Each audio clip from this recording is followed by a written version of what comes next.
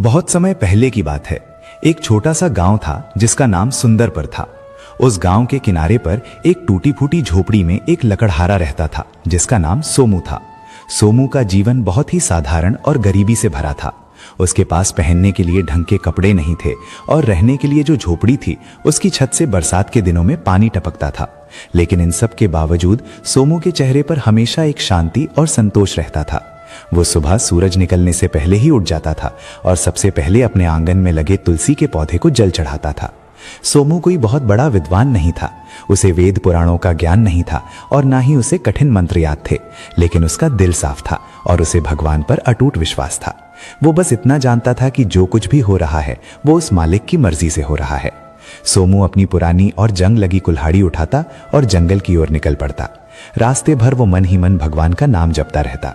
उसे कभी इस बात की शिकायत नहीं थी कि वो गरीब क्यों है या उसके पास सुख सुविधाएं क्यों नहीं हैं। वो तो बस हर हाल में खुश रहना जानता था।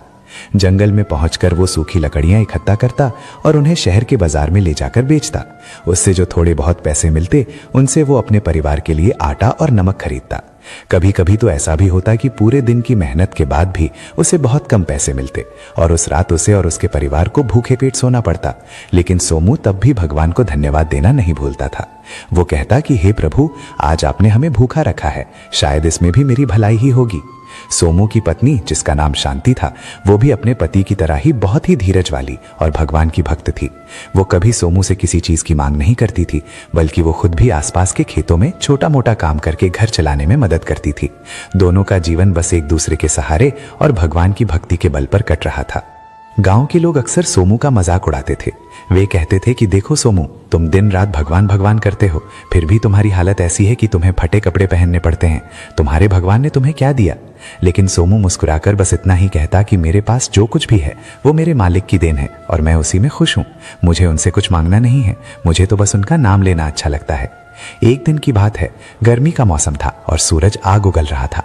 सोमू रोज की तरह जंगल में बहुत अंदर चला गया क्योंकि पास के इलाकों में सूखी लकड़ियां मिलना कम हो गई थीं। वो बहुत थक गया था और उसे जोरों की प्यास लगी थी। पास में कोई नदी या कुआं भी नहीं दिख रहा था। सोमू ने हिम्मत नहीं हारी और वो एक बड़े बरगद के पेड़ के नीचे बैठ गया। उसने अपनी कुल्हाड़ी बगल में रखी और आंखें बंद करके भगवान का ध्यान करने लगा। उसने मन ही मन कहा कि हे मालिक, अगर आज मेरी किस्मत में पानी पीना लिखा है तो मुझे जरूर मिलेगा। तभी उसे झाड़ियों में कुछ हलचल सुनाई दी। उसने देखा कि एक हिरण दौड़ता हुआ जा रहा है। सोमू को लगा कि हिरण जरूर पानी की तलाश में कहीं जा रहा होगा। वो उस हिरण के पीछे पीछे चलने लगा। कुछ दूर जाने के बाद उसे पानी की कलकल सुनाई दी। वहां एक छोटा सा झरना बह रहा था जिसका पानी चांदी की तरह चमक रहा था। सोमू की खुशी का ठिकाना न रहा। उसने पेट भरकर ठंडा पानी पिया और भगवान का शुक्रिया अदा किया। वहीं बैठकर उसने थोड़ा विश्राम किया और फिर सूखी लकड़ियां ढूंढने लगा। उस दिन उसे बहुत अच्छी लकड़ियां मिली। जब वो उन्हें लेकर शहर जा रहा था तो उसे रास्ते में एक बूढ़ा आदमी मिला जो बहुत बीमार लग रहा था और सड़क के किनारे लेटा हुआ था। सोमू का दिल पसीज गया। उसने अपनी लकड़ियों का गट्ठर नीचे रखा और उस बूढ़े आदमी के पास गया। उसने देखा कि वो आदमी भूख और प्यास से तड़प रहा था। सोमू के पास खुद खाने के लिए सिर्फ एक सूखी रोटी थी जो उसकी पत्नी ने सुबह बांध कर दी थी। बिना एक पल सोचे सोमू ने वो रोटी उस बूढ़े आदमी को खिला दी और अपनी मशक से उसे पानी पिलाया। वो बूढ़ा आदमी रोटी खाकर और पानी पीकर थोड़ा ठीक महसूस करने लगा। उसने सोमू की ओर देखा और उसकी आंखों में आंसू आ गए। उसने कहा कि बेटा, तुम खुद इतने गरीब दिखते हो, फिर भी तुमने अपनी आखिरी रोटी मुझे दे दी। तुम बहुत महान हो। सोमू ने हाथ जोड़कर कहा कि बाबा, मैं कोई महान नहीं हूं, ये तो मेरे भगवान की प्रेरणा थी, उन्होंने ही मुझे आप तक पहुंचाया। वो बूढ़ा आदमी मुस्कुराया और बोला कि भगवान तुम्हारी सादगी और दयालुता से बहुत खुश होंगे। सोमू ने उस बूढ़े आदमी को सहारा देकर पास के एक गांव तक पहुंचाया और फिर अपनी लकड़ियां लेकर बाजार पहुंचा। उस दिन बाजार पहुंचने में उसे बहुत देर हो गई थी। ज्यादातर ग्राहक जा चुके थे। सोमू को लगा कि आज शायद लकड़ियां नहीं बिकेंगी और उसे खाली हाथ घर लौटना पड़ेगा। वो एक पेड़ के नीचे उदास होकर बैठ गया और सोचने लगा कि आज घर में चूल्हा कैसे जलेगा। तभी वहां से एक बड़ी सी गाड़ी गुजरी जिसमें एक धनी व्यापारी सवार था। वो व्यापारी बहुत परेशान लग रहा था क्योंकि उसे अपने घर में एक बड़े हवन के लिए सूखी लकड़ियों की सख्त जरूरत थी और पूरे बाजार में उसे कहीं लकड़ियां नहीं मिल रही थी। जैसे ही उसकी नजर सोमू के गट्ठर पर पड़ी, उसने अपनी गाड़ी रुकवाई। व्यापारी ने सोमू से पूछा कि क्या तुम ये लकड़ियां बेचोगे? सोमू ने खुशी खुशी हाँ कह दिया। व्यापारी ने उन लकड़ियों के लिए सोमू को इतने पैसे दिए जितने सोमू ने कभी एक साथ देखे भी नहीं थे। सोमू हैरान रह गया और उसने कहा कि बाबूजी, ये तो बहुत ज्यादा पैसे हैं, लकड़ियों की कीमत इतनी नहीं है। व्यापारी ने कहा कि मेरे लिए इन लकड़ियों की कीमत इस समय करोड़ों से भी ज्यादा है, क्योंकि मेरा काम रुका हुआ था। तुम ये पैसे रखो और खुश रहो। सोमू के मन में फिर वही बात आई कि ये सब भगवान की कृपा है। वो उन पैसों से अपनी पत्नी के लिए एक नई साड़ी, थोड़ा अनाज और घर के लिए कुछ जरूरी सामान लेकर खुशी खुशी घर की ओर चल पड़ा। रास्ते में वो सोच रहा था कि कैसे सुबह वो प्यासा था और भगवान ने उसे पानी दिलाया, कैसे उसने एक बूढ़े की मदद की और अंत में भगवान ने उसे उसकी मेहनत का फल इतनी उदारता से दिया। जब वो घर पहुंचा और उसने अपनी पत्नी शांति को सारी बात बताई तो शांति की आंखों में भी खुशी के आंसू आ गए। दोनों ने मिलकर भगवान की तस्वीर के सामने हाथ जोड़े। लेकिन सोमू का इम्तिहान अभी खत्म नहीं हुआ था। उसी रात गांव में एक बड़ी मुसीबत आ गई। अचानक बहुत तेज आंधी और तूफान चलने लगा। सोमू की कच्ची झोपड़ी उस तूफान को झेलने के काबिल नहीं थी। तेज हवाओं ने उसकी छत को उड़ा दिया और दीवारों में दरारें आने लगी। सोमू और उसकी पत्नी बाहर खुले में आ गए और भीगने लगे। सारा अनाज जो वो सुबह लाया था वो भी भीग गया। सोमू को एक पल के लिए दुख हुआ, लेकिन फिर उसने खुद को संभाला। उसने अपनी पत्नी से कहा कि घबराओ मत, भगवान हमें इस मुसीबत से भी बाहर निकाल लेंगे। वे दोनों एक पेड़ की ओट में खड़े होकर पूरी रात प्रार्थना करते रहे। सुबह जब तूफान थमा तो सोमू ने देखा कि उसकी झोपड़ी पूरी तरह बर्बाद हो चुकी थी। लेकिन एक अजीब बात हुई थी। जहां सोमू की झोपड़ी थी वहां की जमीन धंस गई थी और उस धसी हुई जमीन के नीचे से एक पुराना पीतल का घड़ा दिखाई दे रहा था। सोमू ने पास जाकर देखा और जब उसने उस घड़े को निकाला तो वो सोने के सिक्कों से भरा हुआ था। सोमू सन्न रह गया। वो सोचने लगा कि ये क्या है। उसकी पत्नी भी ये देखकर हैरान थी। सोमू ने सोचा कि यह धन मेरा नहीं है, ये तो जमीन के नीचे से निकला है, इसलिए इस पर राजा का हक है। उसकी ईमानदारी इतनी गहरी थी कि उसने एक भी सिक्का अपने पास नहीं रखा। वो सीधे राजा के दरबार में पहुंचा और सारा हाल सुनाकर वो घड़ा राजा के सामने रख दिया। राजा सोमू की ईमानदारी देखकर दंग रह गया। उसने कहा कि सोमू, तुम चाहते तो इसे चुपचाप रख सकते थे और अपनी गरीबी दूर कर सकते थे, फिर तुम इसे मेरे पास क्यों लाए? सोमू ने सिर झुकाकर कहा कि महाराज, मेरे गुरु और मेरे भगवान ने मुझे यही सिखाया है कि जो मेहनत का नहीं है वो मेरा नहीं है। मैं एक गरीब लकड़हारा हूँ और अपनी मेहनत की रोटी में ही सुख पाता हूँ। राजा को सोमू की बातों ने बहुत प्रभावित किया। राजा ने सोचा कि आज के जमाने में जहां लोग एक दूसरे का गला काटने को तैयार हैं, वहां ऐसा निस्वार्थ व्यक्ति होना किसी चमत्कार से कम नहीं है। राजा ने घोषणा की कि सोमू जैसे ईमानदार व्यक्ति को सजा नहीं बल्कि इनाम मिलना चाहिए। राजा ने वो सोने का घड़ा सोमू को ही वापस दे दिया और साथ ही उसे गांव का एक बड़ा हिस्सा और रहने के लिए एक पक्का मकान भी दान में दिया। राजा ने सोमू को अपना सलाहकार नियुक्त कर लिया ताकि वो अपनी सादगी और ईमानदारी से राज्य के कार्यों में मदद कर सके। सोमू की जिंदगी रातों रात बदल गई थी, लेकिन इतना सब मिलने के बाद भी सोमू बदला नहीं। वो आज भी वही पुराना सोमू था। उसने अपने लिए एक बड़ा घर तो बनवाया, लेकिन उसने गांव के सभी गरीबों के लिए एक बड़ी धर्मशाला और भोजनशाला भी बनवाई। वो अब भी रोज सुबह उठकर तुलसी को जल चढ़ाता और भगवान का धन्यवाद करता। उसने कभी इस बात का अहंकार नहीं किया कि उसके पास धन आ गया है। वो जानता था कि जैसे भगवान ने दिया है वैसे ही वे ले भी सकते हैं। राजा के दरबार में सलाहकार बनने के बाद सोमू का जीवन पूरी तरह बदल चुका था। अब उसे ना तो लकड़ियां काटने के लिए मीलों पैदल चलना पड़ता था और ना ही रात को भूखे सोने का डर था। लेकिन सोमू का मन अब भी उसी सादगी में बसा था। महल के रेशमी बिस्तरों पर उसे वो नींद नहीं आती थी जो उसे अपनी टूटी झोपड़ी में घास फूस के बिछौने पर आती थी। वो अक्सर रात को खिड़की के पास बैठकर सितारों को देखता और सोचता कि भगवान ने उसे कहां से कहां पहुंचा दिया। राजा ने उसे रहने के लिए जो आलीशान हवेली दी थी, सोमू ने उसके एक छोटे से कोने में अपनी वही पुरानी कुल्हाड़ी और वो फटे पुराने कपड़े संभाल कर रखे थे जिन्हें पहनकर वो जंगल जाया करता था। उसकी पत्नी शांति भी बिल्कुल नहीं बदली थी। वो आज भी महल के नौकरों चाकरों से बहुत प्यार से बात करती और खुद अपने हाथों से भगवान का भोग बनाती। लेकिन कहते हैं ना कि जहाँ रोशनी होती है वहाँ परछाई भी जरूर होती है। सोमू की बढ़ती लोकप्रियता और राजा का उस पर अटूट विश्वास देखकर दरबार के पुराने मंत्री जलने लगे थे। उन्हें ये बात हजम नहीं हो रही थी कि कल का एक अनपढ़ लकड़हारा आज उनके बराबर बैठकर राजा को सलाह दे रहा है। उनमें से एक मंत्री था जिसका नाम चतुरसेन था। चतुरसेन बहुत ही चालाक और लालची इंसान था। उसने सोमू को नीचा दिखाने के लिए जाल बुनना शुरू कर दिया। वो अक्सर राजा के कान भरता और कहता कि महाराज, इस सोमू पर इतना भरोसा मत कीजिए, ये जितना सीधा दिखता है उतना है नहीं। आखिर एक मामूली लकड़हारा इतनी जल्दी इतना बुद्धिमान कैसे हो सकता है? जरूर इसके पीछे कोई राज है। लेकिन राजा उसकी बातों पर ध्यान नहीं देते थे क्योंकि उन्होंने सोमू की ईमानदारी को अपनी आंखों से परखा था। एक दिन चतुरसेन ने राजा से कहा कि महाराज, मैंने सुना है कि सोमू ने अपनी हवेली में एक गुप्त कमरा बना रखा है जहां वो रोज रात को अकेले जाता है और किसी को अंदर नहीं आने देता। जरूर उसने वहां राज्य का धन छिपा रखा होगा या फिर वो कोई काला जादू करता है। राजा को पहले तो यकीन नहीं हुआ, लेकिन जब बार बार मंत्रियों ने ये बात कही तो राजा के मन में भी थोड़ा शक पैदा हो गया। एक रात राजा बिना बताए सोमू की हवेली पहुंच गए। उन्होंने देखा कि सच में सोमू एक छोटे से कमरे के अंदर गया और दरवाजा बंद कर लिया। राजा ने धीरे से दरवाजे की दरार से झांका। उन्होंने देखा कि सोमू जमीन पर बैठा हुआ था और उसके सामने उसकी वही पुरानी कुल्हाड़ी और फटे हुए कपड़े रखे थे। सोमू उन कपड़ों को देखकर रो रहा था और भगवान से कह रहा था कि हे मालिक, मुझे कभी ये मत भूलने देना कि मैं कौन था। ये धन दौलत और सम्मान सब आपकी कृपा है, लेकिन मेरी असली पहचान यही फटे कपड़े और ये कुल्हाड़ी है। मुझे कभी अहंकारी मत बनने देना और हमेशा अपने चरणों से लगाए रखना। राजा ये देखकर दंग रह गए। उनकी आंखों में आंसू आ गए कि जिस इंसान पर लोग शक कर रहे थे वो तो असल में एक फकीर है। राजा कमरे के अंदर गए और सोमू को गले लगा लिया। उन्होंने चतुरसेन और बाकी मंत्रियों को वहीं बुलाकर बहुत फटकार लगाई और सोमू का सम्मान और भी बढ़ा दिया। वक्त बीतता गया और राज्य में एक भयंकर अकाल पड़ा। 2 सालों से बारिश नहीं हुई थी। नदियां और तालाब सूख चुके थे। जानवर प्यास से मरने लगे और खेतों में धूल उड़ने लगी। प्रजा दाने दाने को मोहताज हो गई।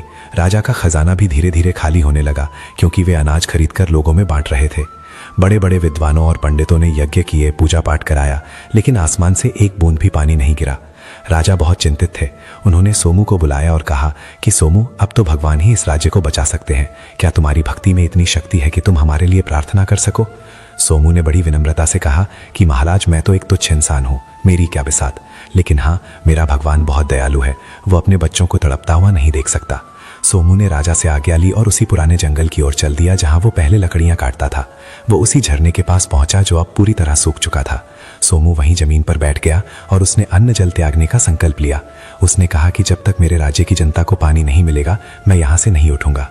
दिन बीतने लगे। सोमू की हालत बिगड़ने लगी। उसका शरीर कमजोर हो गया था, लेकिन उसकी आवाज में अब भी वही राम नाम का जाप था। गांव के लोग और खुद राजा भी वहां पहुंच गए। सबने देखा कि सोमू की आंखों से आंसू बह रहे थे और वो लगातार भगवान को पुकार रहा था। तीसरे दिन की दोपहर को जब सूरज पूरी तेजी पर था, अचानक मौसम बदलने लगा। कहीं से ठंडी हवा चलने लगी और आसमान में काले बादल छाने लगे। बिजली कड़कने लगी और देखते ही देखते ऐसी मूसलाधार बारिश शुरू हुई कि लोग खुशी से नाचने लगे। सूखा झरना फिर से बहने लगा और धरती की प्यास बुझ गई। राजा और प्रजा सब समझ गए कि यह सोमू की सच्ची भक्ति का ही फल है। बारिश में भीगते हुए सोमू ने सिर झुकाकर भगवान को धन्यवाद दिया। लेकिन इस घटना के बाद सोमू के मन में एक वैराग्य जाग गया। उसे लगा कि अब उसका काम पूरा हो गया है। उसने राजा से विनती की कि महाराज, अब मुझे आज्ञा दे, मुझे ये महल और ऐशोआराम नहीं चाहिए। मैं अपनी उसी पुरानी झोपड़ी में वापस जाना चाहता हूँ जहां मैं और मेरा भगवान अकेले रहते थे। राजा ने बहुत रोकने की कोशिश की, पर सोमू का मन अब दुनियादारी से भर चुका था। वो अपनी कुल्हाड़ी लेकर फिर से उसी रास्ते पर चल पड़ा जहां से उसकी कहानी शुरू हुई थी। सोमू वापस अपनी उसी जगह पर आ गया जहां उसकी झोपड़ी हुआ करती थी। राजा ने वहां एक सुंदर मंदिर बनवा दिया था और सोमू के रहने के लिए एक सादगी भरी कुटिया। सोमू अब लकड़ी नहीं काटता था, बल्कि वो आने जाने वाले राहगीरों को पानी पिलाता, उन्हें उपदेश देता और भगवान का कीर्तन करता। उसकी प्रसिद्धि दूर दूर तक फैल गई। लोग उसे लकड़हारा बाबा के नाम से बुलाने लगे। एक शाम जब सोमू अपनी कुटिया के बाहर बैठा ढलते सूरज को देख रहा था, एक छोटा सा बच्चा उसके पास आया। बच्चा बहुत उदास था। उसके हाथ में एक टूटी हुई खिलौना गाड़ी थी। बच्चे ने रोते हुए कहा कि बाबा, मेरी गाड़ी टूट गई है, क्या आपके भगवान इसे ठीक कर सकते हैं? सोमू मुस्कुराया और बच्चे को अपने पास बिठाया। उसने कहा कि बेटा, भगवान गाड़ी ठीक करें या ना करें, वो दिल के घाव जरूर भर देते हैं, लेकिन अगर तुम सच्चे मन से कहोगे तो वो तुम्हारी पुकार जरूर सुनेंगे। सोमू ने उस बच्चे के साथ मिलकर हाथ जोड़े और बस एक पल के लिए आंखें बंद की। जब बच्चे ने अपनी गाड़ी देखी तो वो बिल्कुल नई जैसी जुड़ चुकी थी। बच्चा खुशी खुशी वहां से भाग गया। सोमू समझ गया कि भगवान की लीला निराली है। वो कभी अमीर के महल में राजा बनकर आते हैं तो कभी गरीब के आंसू पोंछने के लिए खिलौना भी बन जाते हैं। सोमू की सादगी और उसकी शक्ति की कहानियां अब घर घर में सुनी जाने लगी थीं। लेकिन सोमू का ध्यान अब केवल एक ही लक्ष्य पर था, उस परमेश्वर से मिलन। उसने अपने जीवन में बहुत उतार चढ़ाव देखे थे। गरीबी की वो मार भी देखी जब पेट में भूख की आग जलती थी, और अमीरी की वो चकाचौंध भी देखी जहां इंसान अक्सर खुद को भूल जाता है। पर सोमू ने कभी अपनी जड़ें नहीं छोड़ी। एक रात की बात है, आसमान में पूर्णिमा का चांद चमक रहा था। सोमू अपनी कुटिया में ध्यान लगाए बैठा था। उसे अचानक अपने कमरे में एक दिव्य रोशनी महसूस हुई। उसने आंखें खोली तो देखा कि उसके सामने एक साधारण सा वृद्ध व्यक्ति खड़ा था, जिसकी आंखों में पूरे ब्रह्मांड की चमक थी। सोमू को पहचानते देर न लगी कि ये वही बूढ़ा आदमी है जिसे उसने सालों पहले अपनी आखिरी रोटी खिलाई थी। उस वृद्ध ने सोमू के सिर पर हाथ रखा और कहा कि सोमू, तूने कभी मुझसे कुछ नहीं मांगा, बस मेरा नाम लिया। आज मैं तुझे वो देने आया हूं जो बड़े बड़े तपस्वियों को भी नसीब नहीं होता। उस दिव्य पुरुष को अपने सामने देखकर सोमू की आंखों से अविरल आंसू बहने लगे। उसने कांपते हुए हाथों से उस वृद्ध के पैर छुए और अपना सिर उनके चरणों में रख दिए। उस वृद्ध ने सोमू को उठाकर गले से लगा लिया और बोले कि सोमू, उस दिन जंगल में जब तूने खुद भूखा रहकर मुझे अपनी आखिरी रोटी खिलाई थी, असल में उसी दिन तूने मुझे जीत लिया था। लोग मुझे पाने के लिए सालों तक तपस्या करते हैं, कंदराओं में बैठते हैं, लेकिन मैं तो बस उस इंसान के पास रहता हूं जिसके दिल में दया और दूसरों के लिए दर्द होता है। सोमू ने रुंधे हुए गले से कहा कि प्रभु, मैं तो बहुत छोटा और अज्ञानी हूं। मुझे नहीं पता था कि वो रोटी मैं आपको खिला रहा हूं। मैंने तो बस एक इंसान को तड़पते देखा और मुझसे रहा नहीं गया। भगवान मुस्कुराए और बोले कि यही तो तुम्हारी महानता है सोमू, तुमने बदले में कुछ पाने की इच्छा नहीं रखी। अब बता तुझे क्या चाहिए? मैं तुझे स्वर्ग का सुख दे सकता हूँ, तुझे अमर कर सकता हूँ, या तुझे इस पूरी दुनिया का सबसे शक्तिशाली राजा बना सकता हूँ। सोमू ने हाथ जोड़कर बहुत ही सादगी से कहा कि प्रभु, मुझे राजा नहीं बनना और ना ही मुझे स्वर्ग चाहिए। अगर आप सच में मुझ पर प्रसन्न हैं तो बस मुझे ये आशीर्वाद दे कि इस दुनिया में कोई भी इंसान कभी भूखा ना सोए। मुझे वो ताकत दे कि मैं मरते दम तक दूसरों के काम आ सकूं और मेरे मन में कभी भी मैं का अहंकार ना आए। भगवान सोमू की ये निस्वार्थ इच्छा सुनकर गदगद हो गए। उन्होंने सोमू को एक छोटा सा मिट्टी का पात्र यानी एक कटोरा दिया और कहा कि सोमू, ये कोई साधारण कटोरा नहीं है। इससे तुम जितने भी भूखे लोगों को खाना खिलाओगे ये कभी खाली नहीं होगा। जब तक तुम्हारे मन में दया रहेगी ये पात्र अनाज से भरा रहेगा, लेकिन जिस दिन तुम्हारे अंदर थोड़ा सा भी लालच या घमंड आया ये पत्थर बन जाएगा। इतना कहकर वो दिव्य रोशनी गायब हो गई और सोमू अपनी कुटिया में उस मिट्टी के कटोरे को लेकर अकेला रह गया। अगले दिन से सोमू की कुटिया के बाहर एक नया ही नजारा दिखने लगा। दूर दूर से गरीब, अनाथ और बेसहारा लोग आने लगे। सोमू उस छोटे से कटोरे से सबको भरपेट भोजन कराता, लेकिन ताज्जुब की बात यह थी कि वो कटोरा कभी खाली ही नहीं होता था। लोग इसे भगवान का चमत्कार मानने लगे। धीरे धीरे सोमू का नाम अन्नपूर्णा बाबा पड़ गया, लेकिन सोमू अभी भी वही फटे कपड़े पहनता और खुद बहुत कम खाता। वो दिन भर लोगों की सेवा करता और रात को भगवान के भजन गाता। उसकी इस ख्याति को सुनकर एक दिन पास के नगर से एक बहुत ही अमीर और घमंडी सेठ वहां आया। उस सेठ का नाम था धनपत राय। वो मानता था कि दुनिया में हर चीज पैसे से खरीदी जा सकती है। उसने जब सोमू के चमत्कारी कटोरे के बारे में सुना तो उसके मन में लालच आ गया। वो अपनी पालकी में बैठकर सोमू की कुटिया पर पहुंचा। धनपत राय ने सोमू से कहा कि ए लकड़हारे, मैंने सुना है तेरे पास कोई जादुई कटोरा है, तो इसे लेकर क्या करेगा? तू तो वैसे भी फकीर है। ये कटोरा मुझे बेच दे, मैं तुझे इसके बदले में इतनी धन दौलत दूंगा कि तेरी 7 पीढ़ियां ऐश करेंगी। सोमू ने शांति से जवाब दिया कि सेठ जी, ये कटोरा बेचने के लिए नहीं है और ना ही ये मेरा है। ये तो उस मालिक की अमानत है जो गरीबों का पेट भरने के लिए दी गई है। धनपत राय को गुस्सा आ गया। उसने सोचा कि एक मामूली लकड़हारा उसे मना कर रहा है। उसने अपने गुंडों से कहा कि छीन लो इससे ये कटोरा। जैसे ही उन गुंडों ने सोमू की तरफ हाथ बढ़ाया, एक अजीब सी घटना हुई। उन गुंडों के हाथ हवा में ही पत्थर की तरह जाम हो गए। वे ना हिल पा रहे थे और ना ही चिल्ला पा रहे थे। धनपत राय ये देखकर बुरी तरह डर गया।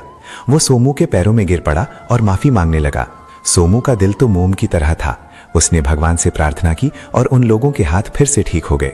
धनपत राय की आंखें खुल गईं। उसने अपनी सारी धन दौलत गरीबों में बांटने का फैसला किया और सोमू का शिष्य बन गया। समय का चक्र चलता रहा और सोमू अब काफी वृद्ध हो चुका था। उसके बाल सफेद हो गए थे और शरीर में पहले जैसी ताकत नहीं रही थी, लेकिन उसकी आवाज में अब भी वही मिठास थी। एक दिन गांव में एक ऐसी बीमारी फैली जिसने बहुत से लोगों को अपनी चपेट में ले लिया। वैद्य और डॉक्टर भी उसका इलाज नहीं ढूंढ पा रहे थे। लोग मर रहे थे और हर तरफ चीख पुकार मची थी। सोमू से लोगों का ये दुख देखा नहीं गया। उसने अपने उस जादुई कटोरे को हाथ में लिया और गांव के बीचों बीच खड़ा हो गया। उसने भगवान से प्रार्थना की कि हे प्रभु, मेरे प्राण ले लो, लेकिन मेरे गांव के इन मासूम लोगों को बचा लो। तभी आसमान से एक ठंडी फुहार गिरने लगी। सोमू ने उस कटोरे में उस पानी को इकट्ठा किया और बीमार लोगों को पिलाना शुरू किया। जो भी उस पानी की एक बूंद पीता वो तुरंत भला चंगा हो जाता। देखते ही देखते पूरा गांव बीमारी से मुक्त हो गया। लेकिन इस चमत्कार को करने में सोमू की बची खुची शक्ति भी समाप्त हो गई थी। वो बहुत कमजोर हो गया था। उसे समझ आ गया था कि अब उसका इस संसार से विदा लेने का समय आ गया है। उसने गांव के सभी लोगों को बुलाया और कहा कि भाइयों, मैं अब जा रहा हूं। ये कटोरा अब एक साधारण मिट्टी का बर्तन बन जाएगा, क्योंकि मेरी सेवा का समय पूरा हुआ। याद रखना, असली चमत्कार इस कटोरे में नहीं था, बल्कि उस विश्वास में था जो मैंने भगवान पर रखा था। तुम सब भी अगर एक दूसरे से प्यार करोगे और गरीबों की मदद करोगे तो भगवान हमेशा तुम्हारे साथ रहेंगे। इतना कहकर सोमू ने अपनी आंखें बंद कर लीं। कहते हैं कि जैसे ही सोमू के प्राण निकले, उसके शरीर से एक दिव्य ज्योति निकली और आसमान में विलीन हो गई। उस दिन पूरा गांव ही नहीं बल्कि जंगल के पशु पक्षी भी रो रहे थे। राजा ने स्वयं आकर सोमू का अंतिम संस्कार किया और उसकी कुटिया की जगह पर एक बहुत बड़ा मंदिर बनवाया, जहां आज भी लोग आकर उस महान लकड़हारे की कहानी सुनाते हैं। सोमू मरकर भी अमर हो गया, क्योंकि उसने दुनिया को यह सिखाया कि गरीबी बाहर से हो सकती है, लेकिन दिल से इंसान को हमेशा अमीर होना चाहिए। भक्ति का मतलब सिर्फ मंत्र जपना नहीं, बल्कि दुखियों के आंसू पोंछना है। सोमू के जाने के बाद सुंदरपुर गांव अब पहले जैसा नहीं रहा था। राजा ने सोमू की याद में जो मंदिर बनवाया था, वो धीरे धीरे एक बहुत बड़े तीर्थ स्थल के रूप में प्रसिद्ध हो गया। दूर दराज के इलाकों से लोग वहां दर्शन के लिए आने लगे, लेकिन वे केवल पत्थर की मूर्त देखने नहीं आते थे, बल्कि उस महान भक्त की सादगी और उसकी अटूट श्रद्धा की ऊर्जा को महसूस करने आते थे। गांव में एक नई परंपरा शुरू हुई, जिसे सोमू की रसोई कहा जाने लगा। गांव का हर घर अपने अनाज का एक छोटा सा हिस्सा उस रसोई के लिए दान करता था, ताकि कोई भी मुसाफिर या गरीब उस गांव से भूखा न जाए। राजा ने सोमू के उस मिट्टी के कटोरे को मंदिर के गर्भगृह में बहुत संभाल कर रखा था। हालांकि वो कटोरा अब एक साधारण मिट्टी का पात्र बन चुका था, लेकिन लोगों के लिए वो अब भी साक्षात भगवान की कृपा का प्रतीक था। जैसे जैसे साल बीतते गए, सोमू की कहानी एक लोक कथा बन गई। माएं अपने बच्चों को सुलाते समय सोमू लकड़हारे की कहानी सुनाती, ताकि उनके बच्चों के मन में दया और ईमानदारी के बीज बोए जा सके। गांव में अब सुख शांति थी, लेकिन वक्त हमेशा एक जैसा नहीं रहता। समय का पहिया घूमा और करीब 50 साल बीत गए। पुरानी पीढ़ी जा चुकी थी और नई पीढ़ी के हाथ में गांव की कमान थी। नई पीढ़ी के कुछ युवाओं के मन में अब वो पुरानी श्रद्धा कम होने लगी थी। उन्हें लगता था कि सोमू की कहानियां बस एक कल्पना है, और वे मेहनत से ज्यादा चालाकी पर भरोसा करने लगे थे। उन्हीं दिनों की बात है, गांव में एक नया जमींदार आया जिसका नाम विक्रम था। विक्रम बहुत ही महत्वाकांक्षी और लालची स्वभाव का व्यक्ति था। उसने जब सोमू के मंदिर और उस मिट्टी के कटोरे की प्रसिद्धि के बारे में सुना, तो उसके मन में एक अजीब सा विचार आया। उसने सोचा कि अगर ये कटोरा सच में चमत्कारी है, तो इसे मंदिर में रखने के बजाय मेरे खजाने में होना चाहिए। वो भगवान पर विश्वास नहीं करता था, उसे तो बस धन और शक्ति से मतलब था। उसने गांव वालों को भड़काना शुरू कर दिया। उसने कहा कि देखो, तुम लोग इस मिट्टी के बर्तन की पूजा करते हो और अपनी मेहनत की कमाई इस रसोई में मुफ्त में लुटा देते हो। इससे अच्छा है कि हमें जमीन पर व्यापार करें और पैसा कमाएं। कुछ लोग उसकी बातों में आ गए, लेकिन गांव के बुजुर्ग अब भी सोमू की सीख पर अडिग थे। विक्रम ने एक रात चुपके से मंदिर में घुसकर उस मिट्टी के कटोरे को चुराने की योजना बनाई। उसे लगा कि शायद अगर वो इसे अपने पास रखेगा तो उसे भी वैसी ही शक्तियां मिल जाएंगी जैसी सोमू के पास थी। लेकिन जैसे ही उसने उस कटोरे को छुआ, उसे एक जोरदार बिजली का झटका लगा और वो दूर जाकर गिरा। मंदिर की घंटियां अपने आप बजने लगी और पूरे गांव की नींद खुल गई। लोग मंदिर की ओर दौड़े और देखा कि जमींदार विक्रम फर्श पर पड़ा हुआ था। जब उसे होश आया तो उसकी आंखों की रोशनी जा चुकी थी। वो चिल्लाने लगा कि मुझे बचाओ, मुझे कुछ दिखाई नहीं दे रहा। गांव के लोग डर गए। तभी मंदिर के पुराने पुजारी, जिन्होंने सोमू को अपनी आंखों से देखा था, आगे आए। उन्होंने कहा कि विक्रम, तुमने उस पवित्र वस्तु को अपवित्र करने की कोशिश की है जो निस्वार्थ भाव से जुड़ी थी। ये कटोरा सिर्फ उन्हीं के लिए काम करता है जिनके दिल में दूसरों के लिए प्रेम होता है। तुम्हारे मन में केवल लालच था, इसलिए तुम्हें यह सजा मिली है। विक्रम रोने लगा और अपनी गलती की माफी मांगने लगा। पुजारी ने कहा कि अगर तुम अपनी रोशनी वापस चाहते हो तो तुम्हें उसी रास्ते पर चलना होगा जिस पर सोमू चलता था। तुम्हें अपनी सारी संपत्ति गरीबों की भलाई के लिए लगानी होगी और खुद एक साधारण सेवक बनकर रहना होगा। विक्रम के पास कोई और रास्ता नहीं था। उसने अपनी हार मान ली और वैसा ही किया जैसा पुजारी ने कहा था। धीरे धीरे जैसे जैसे उसका अहंकार कम हुआ और उसने दूसरों की सेवा शुरू की, उसकी आंखों की रोशनी वापस आने लगी। ये घटना पूरे गांव के लिए एक बड़ी सीख थी कि श्रद्धा और भक्ति का मजाक उड़ाना महंगा पड़ सकता है। सोमू की कृपा का एक और अद्भुत किस्सा उस समय का है जब गांव में एक अनाथ बालक रहता था जिसका नाम माधव था। माधव के पास न घर था और न ही माता पिता। वो मंदिर की सीढ़ियों पर सोता और जो कुछ खाने को मिल जाता उसी में खुश रहता। माधव को सोमू की कहानी से बहुत प्रेरणा मिलती थी। वो घंटों मंदिर में बैठकर सोमू की प्रतिमा को निहारता रहता और सोचता कि काश मैं भी उनकी तरह भगवान का प्रिय बन पाता। माधव बहुत मेहनती था। वो जंगल जाता और सूखी टहनियाँ इकट्ठा करके लाता, लेकिन वो उन्हें बेचता नहीं था।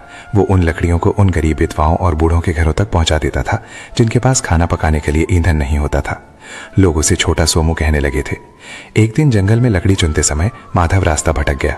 वो जंगल के उस हिस्से में पहुंच गया जहां घना अंधेरा था और जंगली जानवरों का डर था। माधव डर के मारे एक बड़े पेड़ के नीचे छिप गया और जोर जोर से भगवान को पुकारने लगा। तभी उसे झाड़ियों के पीछे से एक धीमी रोशनी आती दिखाई दी। उसने देखा कि एक बूढ़ा आदमी हाथ में लालटेन लिए उसकी तरफ आ रहा है। उस बूढ़े आदमी ने माधव का हाथ पकड़ा और उसे जंगल के बाहर का रास्ता दिखाया। जब वे गांव की सीमा पर पहुंचे तो माधव ने उस बूढ़े आदमी का शुक्रिया अदा करने के लिए हाथ जोड़े।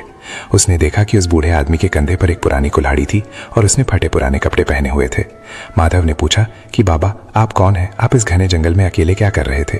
वो बूढ़ा आदमी मुस्कुराया और बोला कि बेटा, मैं तो यहीं रहता हूँ, इस जंगल में, और उन लोगों के दिलों में जो दूसरों की मदद करते हैं। तुमने आज जो लकड़ियां इकट्ठा की थी वे तुमने खुद के लिए नहीं बल्कि दूसरों के लिए रखी, इसलिए मुझे आना ही पड़ा। इतना कहकर वो बूढ़ा आदमी गायब हो गया।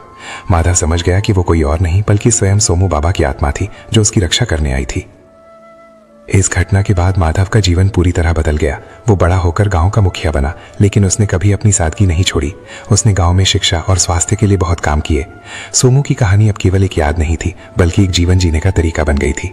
सुंदरपुर गांव एक ऐसा आदर्श गांव बन गया जहां ना कोई बहुत अमीर था और ना ही कोई बहुत गरीब, क्योंकि वहां के लोग एक दूसरे का हाथ पकड़कर चलना सीख गए थे।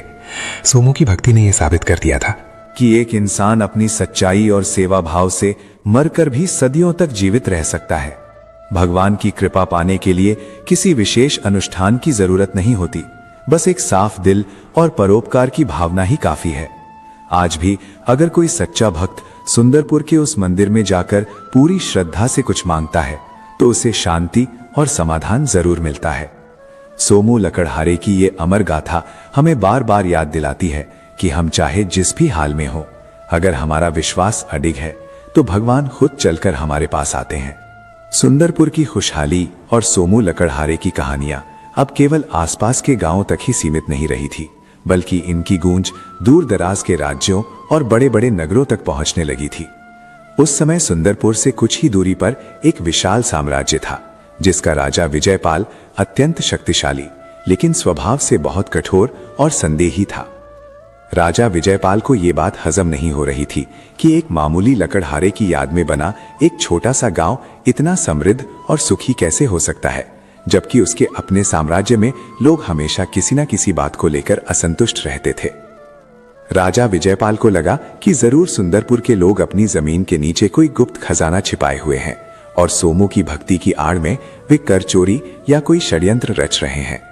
अपनी इसी शंका को दूर करने के लिए राजा विजयपाल ने एक दिन अपनी एक बड़ी सेना के साथ सुंदरपुर पर चढ़ाई करने का मन बना लिया।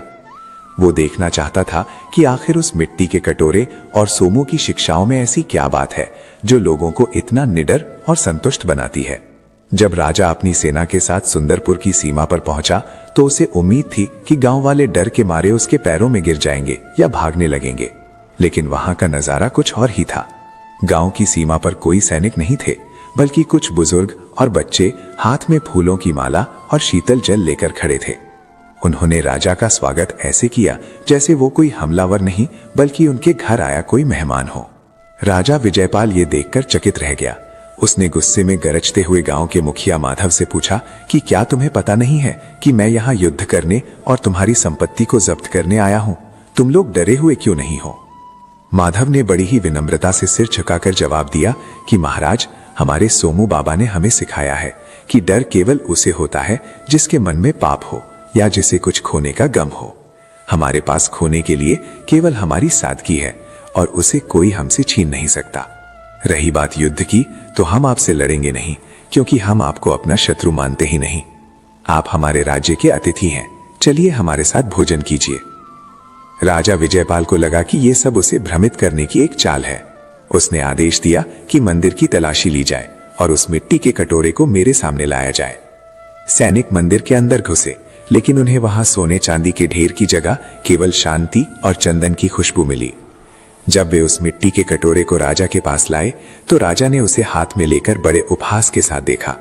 उसने कहा कि क्या इसी मामूली बर्तन के दम पर तुम लोग इतने बड़े बड़े दावे करते हो? मैं अभी इसे चकनाचूर कर देता हूं। जैसे ही राजा ने उस कटोरे को जमीन पर पटकने के लिए हाथ उठाया, उसकी नजर मंदिर के एक कोने में बैठी एक बूढ़ी औरत पर पड़ी, जो चुपचाप एक गरीब बच्चे को अपने हिस्से की रोटी खिला रही थी। उस औरत के चेहरे पर जो संतोष और ममता थी, उसने राजा के हाथ को हवा में ही रोक दिया। राजा को अचानक अपनी माँ की याद आ गई, जो उसे बचपन में इसी तरह प्यार से खिलाती थी। राजा विजयपाल का कठोर हृदय उस एक पल की करुणा से पिघलने लगा। उसे महसूस हुआ कि असली धन वो सोना चांदी नहीं है जिसे वो जीतना चाहता था, बल्कि असली धन तो वो प्रेम और निस्वार्थ भाव है जो इस गांव की रग रग में बसा है। उसने कटोरा वापस मंदिर में रख दिया और खुद जमीन पर बैठकर गांव वालों के साथ सादा भोजन किया। उसने महसूस किया कि महल के 56 भोग में वो स्वाद नहीं था जो उस सूखी रोटी और दाल में था जिसे प्रेम के साथ परोसा गया था। राजा विजयपाल ने उस दिन एक संकल्प लिया कि वो अब तलवार से नहीं बल्कि प्रेम से राज्यों को जीतेगा। उसने अपने साम्राज्य में भी सुंदरपुर जैसी व्यवस्था लागू करने की कोशिश की और सोमू लकड़हारे के सिद्धांतों को अपने शासन का आधार बनाया। इस तरह एक गरीब लकड़हारे की भक्ति ने बिना एक भी बूंद खून बहाए एक महान राजा और उसके साम्राज्य को बदल दिया। ये सोमू की उस महानता का विस्तार था जो उसके मरने के बाद भी घटित हो रहा था। लेकिन कहानी में एक नया मोड़ तब आया जब सुंदरपुर में एक अकाल जैसी स्थिति बनने लगी। इस बार संकट प्रकृति की तरफ से नहीं बल्कि इंसानी भूल की वजह से आया था। गांव के पास बहने वाली नदी का रास्ता किसी पहाड़ी धंसने के कारण बदल गया था, जिससे खेतों तक पानी पहुंचना बंद हो गया। गांव वाले परेशान थे और राजा विजयपाल भी चिंतित थे। सबने मिलकर श्रमदान करने का फैसला किया, लेकिन पहाड़ इतना बड़ा था कि उसे काटना इंसानी बस की बात नहीं लग रही थी। तभी गांव के कुछ लोगों को सोमू की एक पुरानी बात याद आई। सोमू अक्सर कहा करता था कि जब इंसान के रास्ते बंद हो जाएं तो उसे अपनी जड़ों की ओर लौटना चाहिए। माधव और गांव के अन्य लोग उस पुरानी गुफा की ओर गए जहां सोमू कभी कभी ध्यान लगाने जाता था। वहां उन्हें एक पुराना नक्शा मिला जो सोमू ने अपने हाथों से पत्थर पर उकेरा था। उस नक्शे में पहाड़ के बीच से एक प्राकृतिक सुरंग का रास्ता दिखाया गया था जिसे समय के साथ लोग भूल चुके थे। गांव वालों ने मिलकर उस रास्ते को साफ किया और देखता ही देखते नदी का पानी फिर से खेतों की ओर मुड़ गया। ये सोमू की दूरदर्शिता ही थी जिसने जाने के सालों बाद भी अपने गांव को संकट से बचा लिया। सोमू की कृपा का यह सिलसिला पीढ़ी दर पीढ़ी चलता रहा। आज भी लोग कहते हैं कि सुंदरपुर की फिजाओं में सोमू का नाम गूंजता है। जो भी वहां जाता है वो अपने साथ केवल यादें नहीं बल्कि एक नया दृष्टिकोण लेकर आता है। सोमू लकड़हारे की ये कहानी हमें ये सबक देती है कि भगवान की भक्ति का मतलब दुनिया से कट जाना नहीं है बल्कि दुनिया में रहकर उसे और बेहतर बनाना है। भक्ति का सबसे बड़ा प्रमाण हमारी सेवा और हमारी ईमानदारी है। चाहे हम कितनी भी गरीब क्यों ना हो, अगर हमारे इरादे नेक हैं तो पूरी कायनात हमारी मदद के लिए उतर आती है। सोमू के जीवन ने यह सिद्ध कर दिया कि एक साधारण इंसान भी अगर असाधारण विश्वास रखे तो वो ईश्वर का सबसे प्रिय बन सकता है। समय बीतता रहा और दुनिया बहुत बदल गई, लेकिन सुंदरपुर आज भी अपनी उन्हीं परंपराओं पर कायम है। वहां के लोग आज भी किसी को भूखा नहीं सोने देते और हर काम को भगवान का काम मानकर करते हैं। सोमू लकड़हारा अब केवल एक व्यक्ति नहीं बल्कि एक विचार बन चुका है, एक ऐसा विचार जो हर युग में प्रासंगिक रहेगा। जब जब दुनिया में लालच और नफरत बढ़ेगी, सोमू जैसे भक्तों की कहानियां हमें रास्ता दिखाएंगी और हमें याद दिलाएंगी कि असली सुख और शांति केवल ईश्वर के चरणों में और मानवता की सेवा में ही है।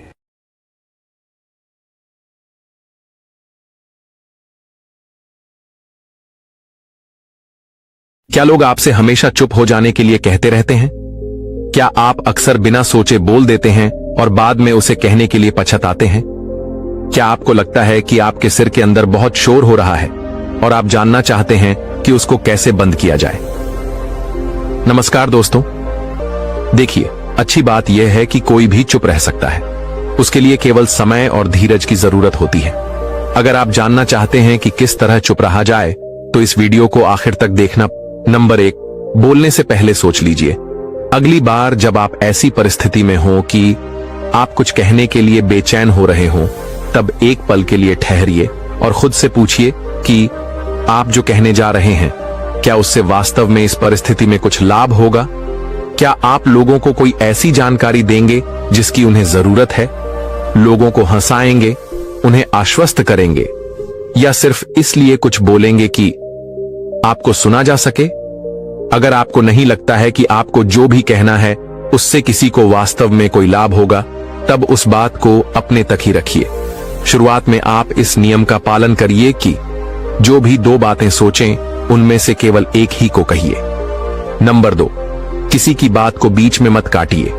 कभी भी किसी व्यक्ति की बात को जब वह बोल रहा हो बीच में तब तक मत काटिए। जब तक कि आपको ऐसा ना लगे कि आपको जो भी कहना है वह इस कन्वर्सेशन के लिए बहुत ही महत्वपूर्ण है। किसी की बात काटना न केवल अशिष्टता होती है, बल्कि इससे कन्वर्सेशन का फ्लो भी बाधित होता है और आप बड़बोले लगने लगते हैं। अगर आपको सचमुच में कोई कमेंट करना ही है या कोई सवाल पूछना ही है, तब उसको नोट कर लीजिए और तब तक रुकिए जब तक कि बोलने वाला व्यक्ति अपनी बात पूरी ना कर ले। और जब वह रुके तब देखिए कि क्या आपकी बात या सवाल अभी भी जरूरी है या सिर्फ बिना वजह है। आपको यह जानकर आश्चर्य होगा कि अगर आप लोगों को अपनी बात पूरी कर लेने देंगे, तब आपके कितने सारे प्रश्नों का जवाब अपने आप ही मिल जाएगा और सामने वाला इंसान आपसे बात करना बहुत पसंद करेगा, क्योंकि आजकल ऐसे लोग बहुत कम हैं जो किसी की बात को पूरा सुन सकें। सभी को बस अपनी बात कहने की जल्दी रहती है। नंबर 3, अपने बारे में बातें करने की जगह सवाल पूछिए। अगर आप अधिक चुप रहने का अभ्यास कर रहे हैं, तब संभावना यही है कि आपकी आदत है कि दूसरों को अपने विचार साझा करने देने की जगह आप अपने ही बारे में या अपनी पसंद की चीजों के बारे में लगातार बोलते रहते हैं। तो अगली बार जब किसी से बात चल रही हो और आपकी बोलने की बारी आए, तब आप लोगों से सवाल पूछिए ताकि आपको उस टॉपिक के बारे में और जानकारी मिल सके। ऐसा करके आप उनके बारे में और भी अधिक जानकारी पा सकें। आपकी बातों से ऐसा नहीं लगना चाहिए कि आप पूछताछ कर रहे हैं, और ना ही आपको ऐसे सवाल पूछने चाहिए जिनसे लोग असहज हो जाएं। बातों को हल्का फुल्का, दोस्ताना और शिष्ट ही रखिए, और याद रखिए कि मुख्यतः आपके बोलने के तरीके से ही ये पता चलता है कि आप दूसरे की परवाह करते हैं और आपकी दिलचस्पी चीजों के बारे में अपने विचारों को शेयर करने में कम और उसकी भावनाओं, विचारों और दृष्टिकोण की जानकारी लेने में अधिक है। दूसरे लोगों को समय दीजिए कि वे अपनी बात कह सकें और आपको अपनी बात कहने का अवसर ही नहीं मिले। यह तरकीब तब भी बहुत बढ़िया काम करती है जब आपको गुस्सा आ रहा हो या आप अपसेट हो और अपनी भड़ास निकालना चाहते हो। अपने आप को शांत होने के लिए थोड़ा समय देने से आप शायद ऐसा कुछ कहने से बच सकते हैं जिसके लिए आपको बाद में पछताना पड़े। आप इसमें माहिर हो जाएंगे। इतना कम समय भी आपको यह समझने में मदद कर सकता है कि आपको चुप रहना चाहिए या नहीं। ध्यान से सुनिए, अगर आप चुप रहना चाहते हैं, तब आपको एक बढ़िया श्रोता बनने की कोशिश करनी पड़ेगी। आप अच्छा श्रोता होने का जितना अधिक प्रयास करेंगे, कन्वर्सेशन पे छा जाने के लिए आप उतने ही कम मजबूर होंगे। बोलने और सुनने के समय में संतुलन बनाया जाए, मतलब उनको बराबर रखा जाए। संतुलित कन्वर्सेशन ही सबसे स्वस्थ होता है। शिकायत करना बंद करिए। अगर आप अपने कन्वर्सेशन का बहुत सारा समय उन चीजों के बारे में शिकायतें करने में गुजार देते हैं जिनके कारण आज आपको चिढ़ हुई, जैसे कि आज आपको सुबह कितना खराब ट्रैफिक मिला, आपको दोस्त से आज एक गंदा ईमेल मिला। अगर आप सोचें कि दूसरे व्यक्ति के पास इन सभी बातों के लिए क्या जवाब उपलब्ध हो सकता है, बातचीत किस ओर जा सकती है, क्या इसका कोई प्रोडक्टिव परिणाम होगा? दूसरा व्यक्ति आपकी बातों को सुनकर आपके और आपके एटीट्यूड के बारे में क्या सोच सकता है? अगर उन चीजों की शिकायत करने से जिनको आप वास्तव में बदल नहीं सकते आपको बेहतर लगता है, तब उनको अपने किसी जर्नल में लिख डालिए। वास्तव में दोस्त से शिकायत करने का कोई फायदा तो है नहीं, है ना? अगर आपको कोई सचमुच की समस्या है और आप उसकी बात करना चाहते हैं, तब ठीक है। हम यहां बात कर रहे हैं केवल कन्वर्सेशन के लिए शिकायत करने की आपकी जरूरत की। अपनी सांस पर फोकस करिए। अगर आप सचमुच में बेचैन हो रहे हैं और बिना किसी कारण के बातें करना शुरू ही करना चाहते हैं, तब बस अपनी सांस पर फोकस करिए। अपनी सांस के आने और जाने पर ध्यान दीजिए और कोशिश करिए कि आप और गहरी सांसें लें। आप जो भी कहने के लिए इतने बेचैन हैं, उसकी जगह आप क्या सोच और महसूस कर रहे हैं, उस पर फोकस करिए। इस तकनीक से आप शांत हो सकेंगे और आप देख सकेंगे कि बात करना कितना महत्वपूर्ण है। आप जो भी सुनते हैं उसको प्रोसेस करने में कुछ समय लीजिए। हो सकता है कि आप ऐसे व्यक्ति हों जो कि सुनी हुई किसी भी बात पर तुरंत प्रतिक्रिया देता है, मगर किसी भी परिस्थिति से निपटने का यह सबसे बढ़िया तरीका नहीं है। और कोई प्रश्न या कमेंट पूरी तरह से तैयार करना चाहते हैं, तब आप कहीं कम बोल पाएंगे और आप कुछ ऐसा पूछ पाएंगे या कमेंट कर पाएंगे जो कि कहीं अधिक सटीक होगा। इससे आपको समय मिलेगा कि आप अपने आंतरिक एडिटर बन जाएंगे और आप वो सब फालतू चीजें नहीं कहेंगे जिनसे कुछ भला नहीं हो रहा है। इन तरीकों को जीवन में अपनाकर आप खुद को कहीं बेहतर इंसान बना सकते हैं और दूसरे लोग भी आपसे बात करना पसंद करेंगे। एक बार की बात है, गौतम बुद्ध के सभी शिष्य एकत्र हो गए। गौतम बुद्ध ने संदेश देना आरंभ किया। बुद्ध बोले, आज मैं तुम्हें ऐसे व्यक्ति की कथा सुनाता हूं जिसके पास सब कुछ होते हुए भी वह दुखी था। गौतम बुद्ध ने कहना आरंभ किया, किसी नगर में एक सेठ रहता था। उसके पास लाखों की संपत्ति थी, बहुत बड़ी हवेली थी, नौकर चाकर थे। फिर भी सेठ के मन को शांति नहीं थी। एक दिन किसी ने उसे बताया कि एक नगर में एक साधु रहता है, उससे मनचाही वस्तु मिल जाती है। सेठ उस साधु के पास गया और उसे प्रणाम करके निवेदन किया, महाराज, मेरे पास धन की कमी नहीं है, पर फिर भी मेरा मन बहुत अशांत रहता है। आप कुछ ऐसा उपाय बता दीजिए कि मेरी अशांति दूर हो जाए, कि साधु बाबा उसे कोई ताबीज दे देंगे या और कुछ कर देंगे जिससे उसकी इच्छा पूरी हो जाएगी और उसका मन हमेशा के लिए शांत हो जाएगा। लेकिन साधु ने ऐसा कुछ भी नहीं किया, बल्कि अगले दिन उसने सेठ को धूप में बिठाए रखा और स्वयं अपनी कुटिया के अंदर छाया में जाकर चैन से बैठा रहा। गर्मी के दिन थे, सेठ का बुरा हाल हो गया। उसको बहुत गुस्सा आया, पर उसने किसी तरीके से खुद को शांत रखा। दूसरे दिन साधु ने कहा, आज तुम्हें दिन भर खाना नहीं मिलेगा। भूख के मारे दिन भर सेठ के पेट में चूहे कूदते रहे। सेठ उस रात बहुत परेशान रहा। वह एक रात में थोड़े समय के लिए भी नहीं सो पाया। उसे नींद ही नहीं आई। वह रात भर सोचता रहा कि साधु तो बड़ा स्वार्थी निकला। तीसरे दिन सवेरा होते ही उसने अपना बिस्तर बांधा और चलने को तैयार हो गया। साधु उसके सामने आकर खड़े हो गए और बोले, सेठ, क्या हुआ? सेठ ने कहा, मैं यहां बड़ी आशा लेकर आपके पास आया था, लेकिन मुझे यहां कुछ भी नहीं मिला। उल्टे मुझे ऐसी मुसीबतें उठानी पड़ी जो मैंने अपने जीवन में कभी नहीं उठाई, इसीलिए मैं जा रहा हूं। साधु हंसकर बोला, मैंने तुम्हें इतना कुछ दिया, पर तुमने कुछ भी नहीं लिया। सेठ ने आश्चर्य के भाव से साधु की ओर देखा और बोला, आपने तो मुझे कुछ भी नहीं दिया। साधु ने कहा, सेठ, पहले दिन जब मैंने तुम्हें धूप में बिठाया और स्वयं छाया में बैठा रहा, तब मैंने तुम्हें बताया कि मेरी छाया तुम्हारे किसी काम नहीं आ सकती। जब मेरी बात तुम्हारी समझ में नहीं आई और दूसरे दिन मैंने तुम्हें भूखा रखा और स्वयं खूब अच्छी तरह खाना खाया, उससे मैंने तुम्हें समझाया कि मेरे खा लेने से तुम्हारा पेट नहीं भर सकता। सेठ, एक बात और याद रखना, मेरी साधना से तुम्हें सिद्धि नहीं मिलेगी। तुमने अपना धन अपनी मेहनत से कमाया है और शांति भी तुम्हें अपने पुरुषार्थ, साधना और अपनी मेहनत से ही मिलेगी। सेठ की आंखें खुल गईं। अब उसे अपनी मंजिल पर पहुंचने का रास्ता मिल गया था। साधु के प्रति आभार व्यक्त करता हुआ वह अपने घर लौट आया। दोस्तों, अपनी लाइफ में हमें जो भी चाहिए वो हमें खुद ही अपनी मेहनत से कमाना पड़ता है।